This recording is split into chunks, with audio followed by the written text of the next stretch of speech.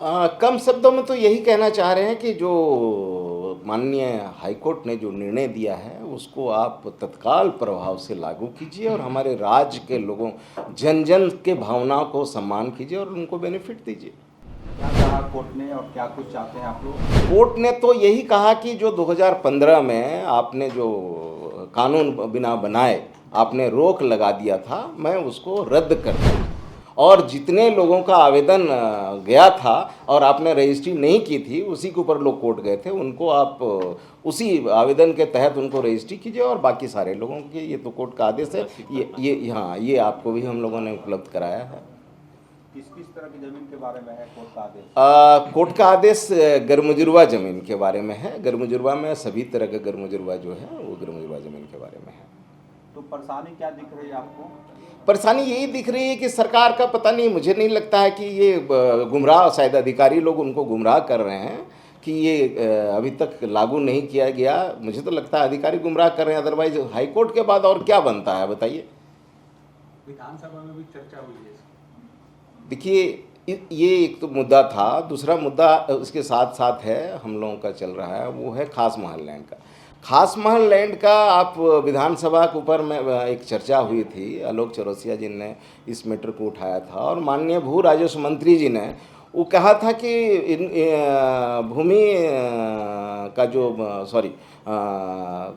जो मामला है, हाँ उसको, हाँ तो उसको खास महल का जो ज़मीनें हैं उसको हम 45 दिनों के अंदर पैसा लेके फ्री होल्ड करेंगे और इसके लिए सारी प्रक्रिया नहीं बोलिए, हाँ फी है, फी है, हाँ हाँ शुल्क लेकर के आप जो बोलिए, मैंने हाँ आप उसको जनता से तो पैसा ही मांगेगी, शुल्क लेकर के उसको रेगुलाइज करेगी। लेकिन अभी तक तो उसमें भी कुछ नहीं हुआ। तो विधानसभा के अंदर में एक अगर मंत्री जी इस तरह का बयान देते हैं और उस पर भी अगर कार्रवाई नहीं हुई तो 45 दिन बीते हुए आप भी समझते हैं कि कितना दिन हो गया। तो ये भी होना चाहिए था। ये दो ज्वलंत मुद्दा है, ये मुद्दा लेकर के हम लोग आज आपके सामने प्रेस कॉन्फ्रेंस में हाजिर हुए। 40 की जगह 75 दिन हो गया। हम लोग तो कम से कम 7 दिन का अपेक्षा करेंगे कि 7 दिन में सरकार अपना निर्णय दे और राज्य के लोगों को बेनिफिट्स मिलना शुरू, अगर ना हो तो फिर हम लोग आगे करेंगे। सर ये ज़मीन ग्रामीण इलाकों में बहुत ज़्यादा थी, इसका प्रभाव बहुत ज़्यादा थी, तो ये जो मॉर्टगेज की बता रहे थे बैंक लोन्स वगैरह की, तो ये सीधा डायरेक्टली जनता पे प्रभाव पड़ता है ना। तो ये जब एक्ट सरकार के द्वारा जब वापस लिया जाएगा तो इस पर किस तरीके से प्रभाव पड़ेगा? देखिए मैं इसको उदाहरण के तौर पे मैं अभी समझाता हूँ। तो आप एक सपोज कीजिए आपको 50,000 का सैलरी है और एक होम लोन लेकर के आप एक घर बनाना चाहते हैं, ग्रामीण क्षेत्र हो या शहरी क्षेत्र हो, हर आदमी जो घर बनाता है वो बैंक से ऋण लेता है। 4 डिसमिल ज़मीन आपने लिया और आप घर बनाने के लिए पहले ग्रामीण से नक्शा पास कराया या शहर है तो शहरी से पास कराया और बैंक में लोन के लिए आप चले गए। बैंक ने आपका लोन स्वीकृत भी कर दिया और आपको एक इंस्टॉलमेंट भी दे दिया। अब आप ये कानून बना करके माननीय उस वक्त के जो सरकार थी उनको रोक लगा दी, तो बैंक भी आपको लोन के ऊपर रोक लगा दिया। एक इंस्टॉलमेंट आपको दिया, 4 इंस्टॉलमेंट आपको रोक दिया, तो आप तो प्रभावित हो गए।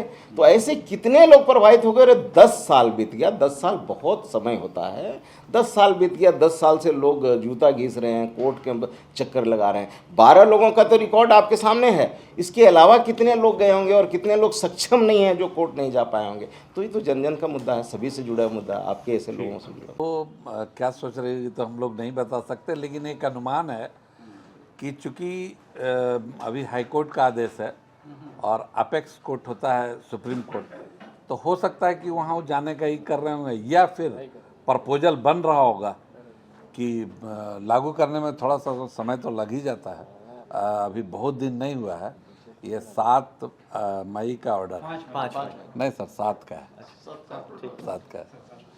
तो 15 दिन हुआ है, तो 15 दिन में अब हम लोग आज के ये में मैसेज अगर जाएगा तो हो सकता है थोड़ा और गति ले। और ये इसलिए कि सुप्रीम कोर्ट नहीं जाने का है कि सुप्रीम कोर्ट के आदेश का उसमें हवाला है कि ऐसा ऐसा हुआ है, इसलिए अब जगह नहीं है। दूसरा कि इस आदेश के 2-2.5 महीना पहले माननीय मंत्री रेवेन्यू पहले बोल चुके हैं कि हम गैर मजरूरा ज़मीन का या खास माल ज़मीन को हम फ्री होल्ड करेंगे और रसीद जितना बंद है उस सबको चालू करेंगे।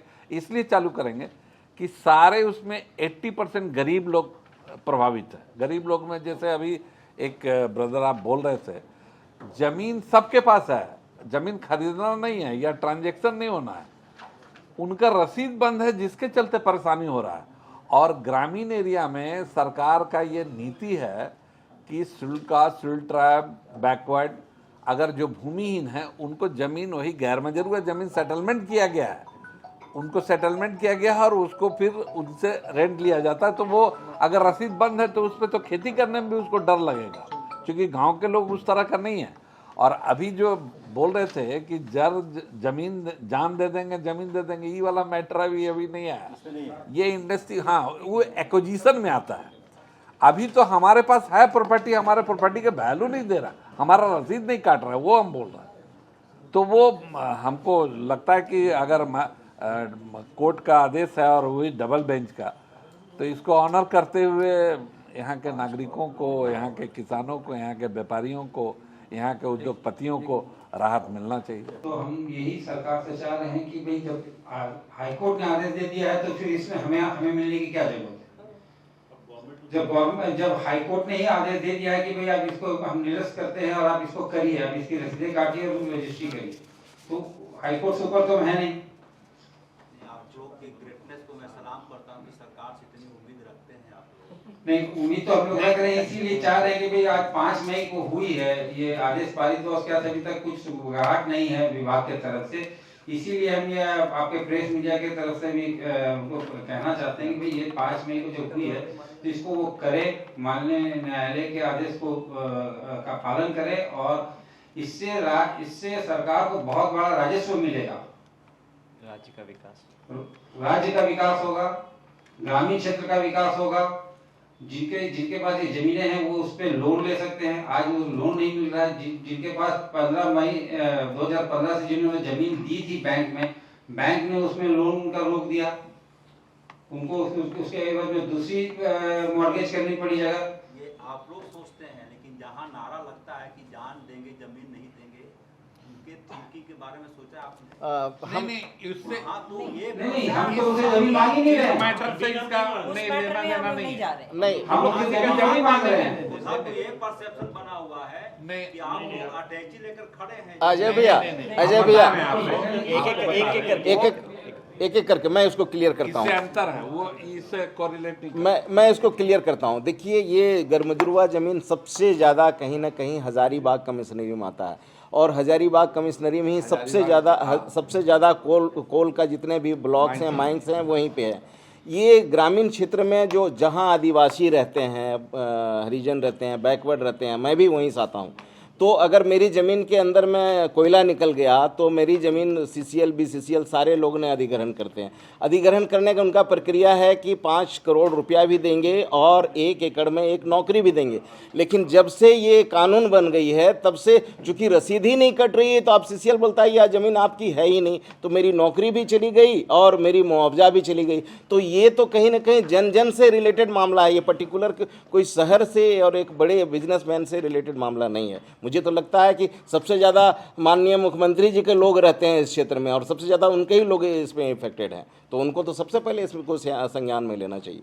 जजमेंट आने के बाद टेबल टॉक हुआ है, नहीं हुआ है इस पर? जी नहीं, अब हम लोग तो ये चाह रहे थे, चूंकि हाई कोर्ट इन्वॉल्व है और हाई कोर्ट के ऊपर कोई टिप्पणी नहीं कर सकता। मुझे तो लगता है सरकार को भी इतनी ज्ञान होनी चाहिए कि हाई कोर्ट के जो मैटर है इसको जल्द से जल्द क्लियर करें। आपके माध्यम से अभी हम लोग सरकार से निवेदन करते हैं कि आप 1 सप्ताह के अंदर कर दीजिए, 10 दिन के अंदर करिए। नहीं करेंगे तो हम लोग टेबल टॉक करेंगे। गटानी साहब क्या बोलना चाहेंगे? पहले तो आप सबको नमस्कार, धन्यवाद आप लोग आए। मैं ये आपके माध्यम से सरकार तक ये आवाज़ पहुंचाना चाहता हूं कि माननीय उच्च न्यायालय ने, झारखंड उच्च न्यायालय ने 1 मई को ये आदेश हुआ था, 7 मई को इन्होंने उसमें साइन भी हुआ है कि गैर मजरूआ ज़मीन जो है उसको जो 22A सेक्शन के अंदर इसको रोका गया था, 2015 में उसको निरस्त कर दिया। तो मैं ये चाहता हूं कि ये जल्द से जल्द आदेश दिया जाए अधिकारियों को, सारे DCO को, कि भाई इसका जो है रसीद कटना चालू हो जाए, इसकी रजिस्ट्री हो जाए, ताकि इससे जितने लोग प्रभावित हैं वो इससे उसको निदान मिलेगा, बैंकों से उनको लोन मिलेगा। और सबसे बड़ी बात है कि सरकार को, राज्य को इसमें बहुत बड़ा इसमें राजस्व प्राप्त होगा इससे। तो राजस्व भी प्राप्त होगा, लोगों को नौकरी मिलेगी, लोगों को लोन्स मिलेंगे। काफ़ी त्रस्त हैं यहाँ के लोग, 10 साल से त्रस्त हैं इस पे।